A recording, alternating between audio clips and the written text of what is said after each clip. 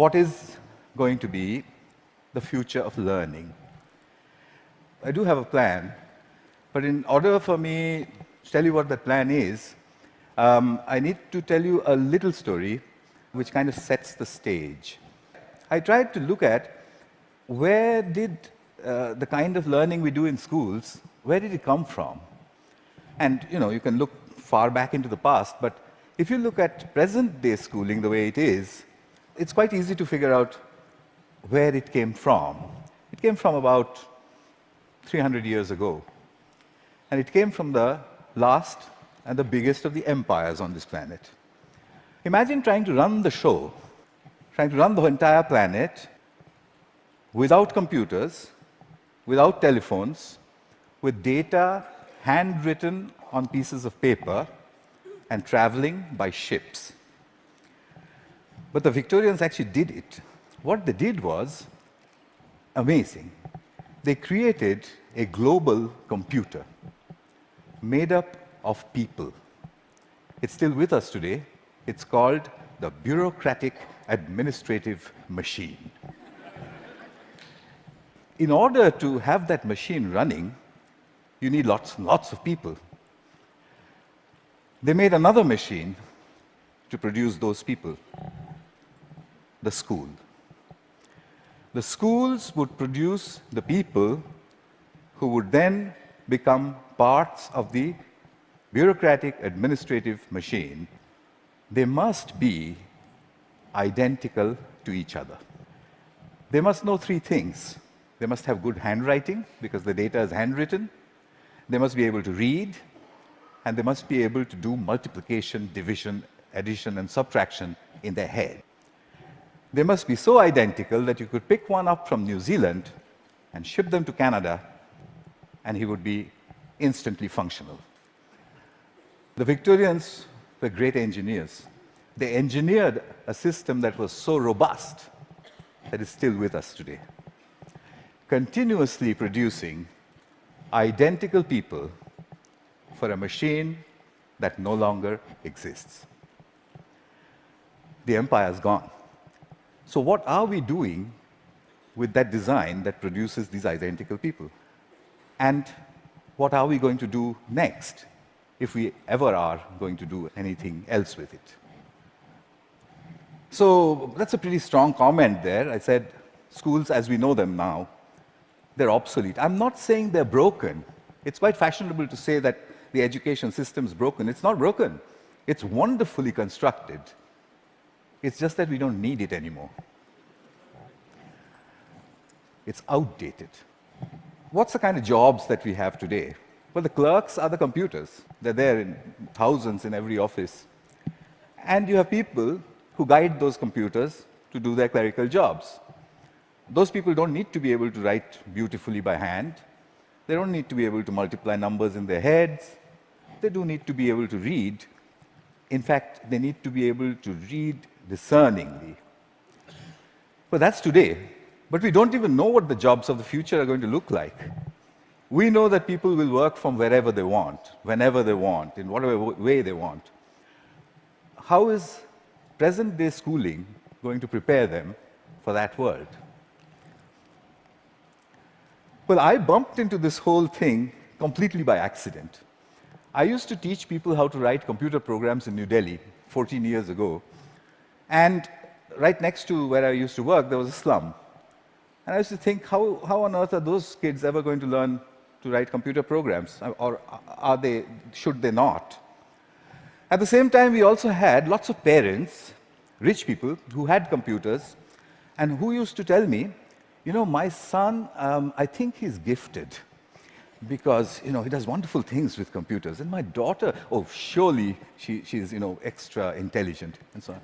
So I suddenly figured that how come all the rich people are having these extraordinarily gifted children?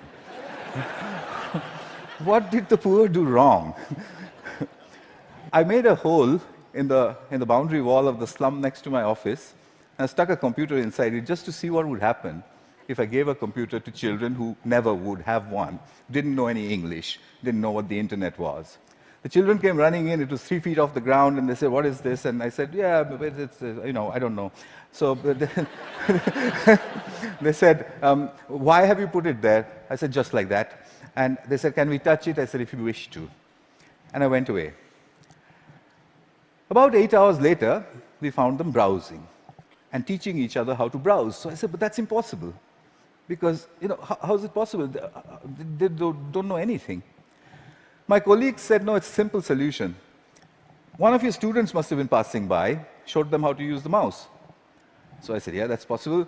So I repeated the experiment. I went 300 miles out of Delhi into a really remote village where the chances of a passing software development engineer was very little. I repeated the experiment there. There was no place to stay, so I stuck my computer in, I went away, came back after a couple of months, found kids playing games on it. When they saw me, they said, "We want a faster processor and a better mouse." So I said, "How on earth do you know all this?" And they said something very interesting to me.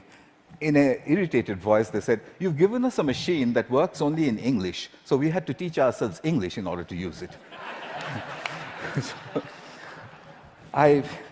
that's the first time as a teacher that I heard the word "teach ourselves" said so casually. Here's a short glimpse from those years. That's the first day at the Hole in the Wall. On your right is an 8-year-old. To his left is his student. She is 6. And he's teaching her how to browse. Then on to the other parts of the country. I repeated this over and over again, getting exactly the same results everywhere.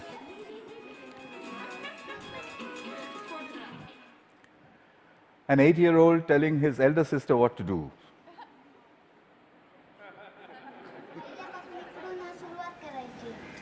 And finally, a girl explaining in Marathi what it is and said, "There's a processor inside." So I started publishing. I published everywhere. I wrote down and measured everything. And I said, in 9 months, a group of children left alone with a computer in any language would reach the same standard as an office secretary in the West. I'd seen it happen over and over and over again. But I was curious to know what else would they do if they could do this much. I started experimenting with other subjects. Among them, for example, pronunciation. There's one community of children in southern India whose English pronunciation was really bad. And they needed good pronunciation because that would improve their jobs. I gave them a speech-to-text engine in a computer. And I said, "Keep talking into it until it types what you say." Okay. They did that and watched a little bit of this. Nice to meet you. Nice to meet you. The reason I end it with that, the face of this young lady over there is because I suspect many of you know her. She's now joined a call center in Hyderabad and may have tortured you about your credit card bills. in a very clear English accent. So then people said, "Well, how far will it go? Where does it stop?" I decided I would destroy my own argument by creating an absurd proposition. I made a hypothesis, a ridiculous hypothesis. Tamil is a South Indian language, and I said, can Tamil-speaking children in a South Indian village learn the biotechnology of DNA replication in English from a street-side computer? And I said, I'll measure them, they'll get a 0. I'll spend a couple of months, I'll leave it for a couple of months, I'll go back, they'll get another 0. I'll go back to the lab and say, we need teachers. I found a village, it was called Kali Kuppam in southern India. I put in hole-in-the-wall computers there, downloaded all kinds of stuff from the internet about DNA replication, most of which I didn't understand. The children came rushing and said, what's all this? So I said, it's very topical, very important. It's all in English. So they said, how can we understand such big English words and diagrams and chemistry? So by now, I had developed a new pedagogical method, so I applied that. I said, I haven't the foggiest idea. and anyway, I'm going away. So I left them for a couple of months. They'd got a 0. I gave them a test. I came back after 2 months, and the children trooped in and said, "We've understood nothing." So I said, "Well, I mean, what did I expect?" So I said, "Okay, but how long did it take you before you decided that you can't understand anything?" So they said, "We haven't given up. We look at it every single day." So I said, "What? You don't understand these screens, and you keep staring at it for 2 months. What for?" So a little girl, who you'll see just now, she raised her hand, and she says to me in broken Tamil and English, she said, "Well, apart from the fact that improper replication of the DNA molecule causes disease, we haven't understood anything else."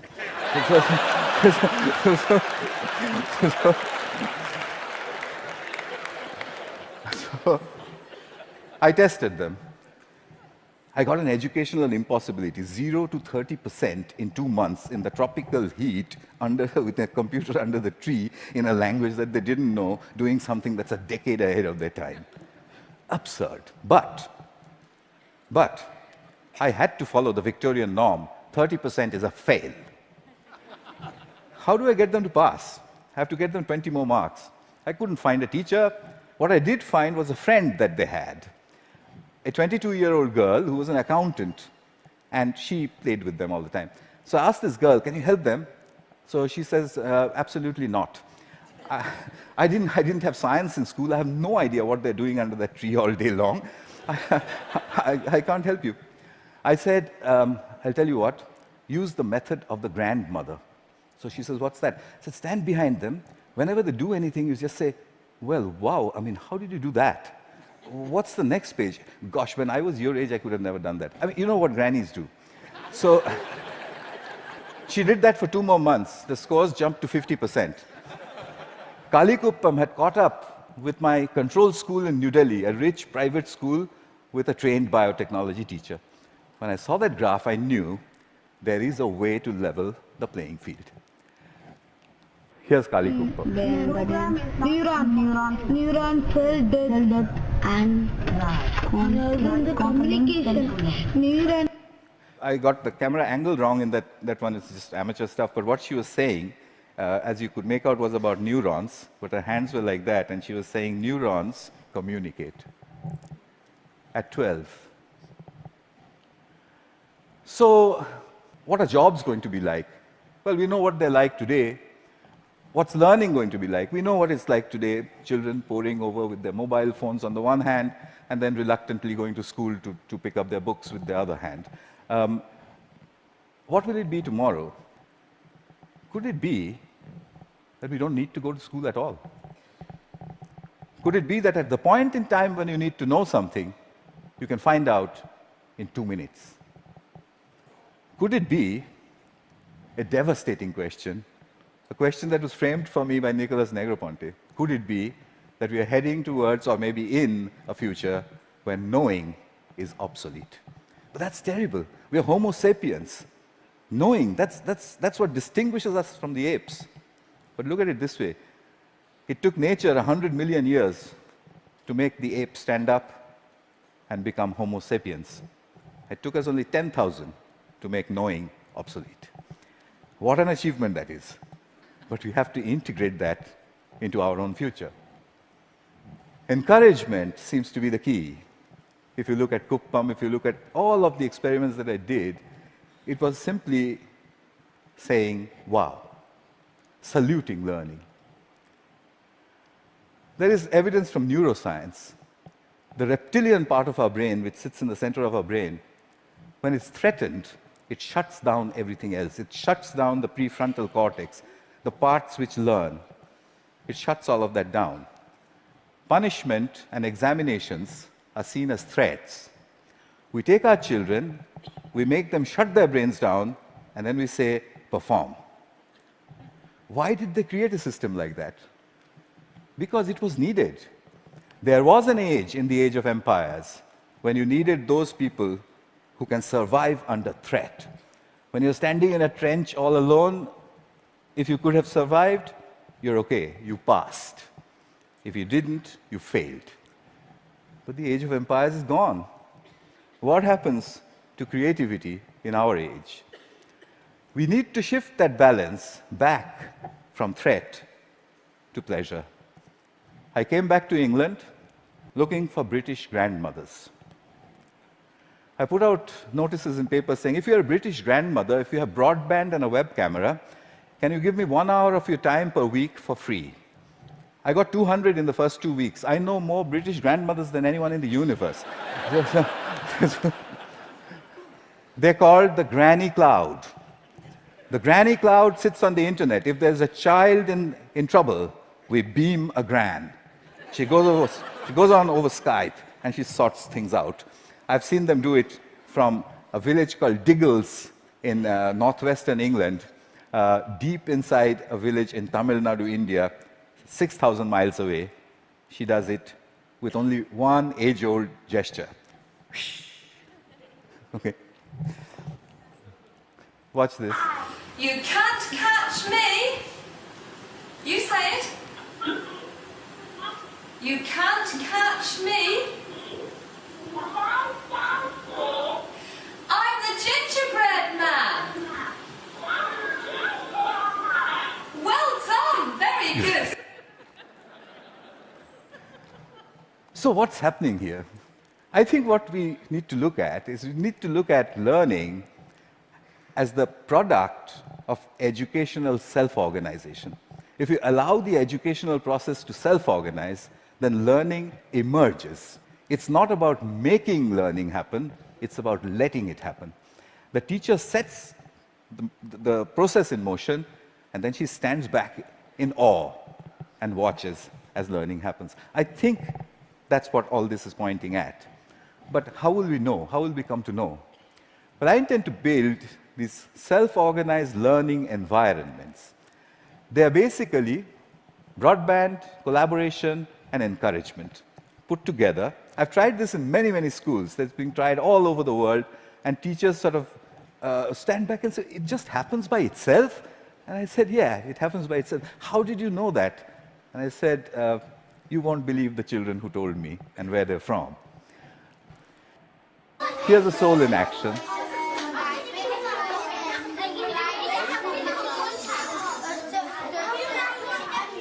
This one is in England.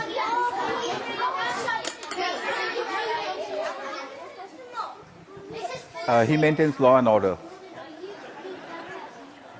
Because remember, there's no teacher around.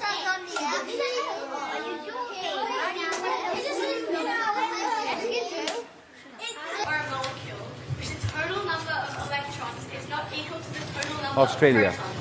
Giving it a net positive or negative electrical charge.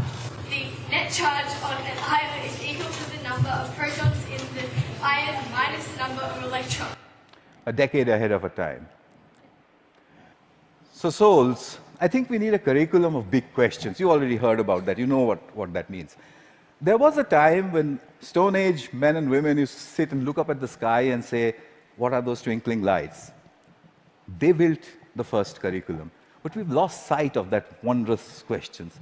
We've brought it down to the tangent of an angle. But that's not sexy enough. The way you would put it to a 9-year-old is to say, if a meteorite was coming to hit the Earth, how would you figure out if it was going to or not? And if he says, well, what? How? You say there's a magic word, it's called the tangent of an angle, and leave him alone. He'll figure it out. So here are a couple of images from souls. I've tried incredible questions. When did the world begin? How will it end? To 9-year-olds. This one's about what happens to the air we breathe. This is done by children without the help of any teacher. The teacher only raises the question and then stands back and admires the answer. So, what's my wish? My wish is that we design the future of learning. We don't want to be spare parts for a great human computer, do we? So we need to design a future for learning. And I've got to get this wording exactly right, because, it's very important. My wish is to help design a future of learning by supporting children all over the world to tap into their wonder and their ability to work together. Help me build this school. It will be called the School in the Cloud. It will be a school where children go on these intellectual adventures driven by the big questions which their mediators put in. The way I want to do this is to build a facility where I can study this. It's a facility which is practically unmanned. There's only one granny who manages health and safety. The rest of it's from the cloud. The lights are turned on and off by the cloud, etc., etc. Everything's done from the cloud. But I want you for another purpose. You can do self-organized learning environments at home, in the school, outside of school, in clubs. It's very easy to do. There's a great document produced by TED which tells you how to do it. If you would please do it across all 5 continents and send me the data, then I'll put it all together, move it into the School of Clouds, and create the future of learning. That's my wish. And just one last thing, I'll take you to the top of the Himalayas. At 12,000 feet, where the air is thin, I once built 2 hole-in-the-wall computers. And the children flocked there. There was this little girl who was following me around. And I said to her, you know, I want to give a computer to everybody, every child. I don't know, what should I do? And I was trying to take a picture of her, you know, quietly. She suddenly raised her hand like this and said to me, "Get on with it."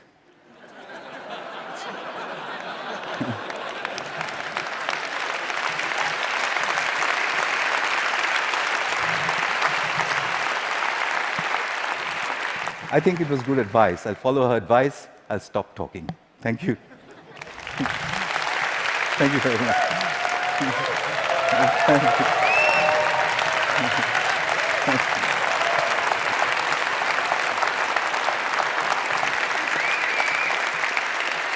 Thank you very much. Wow.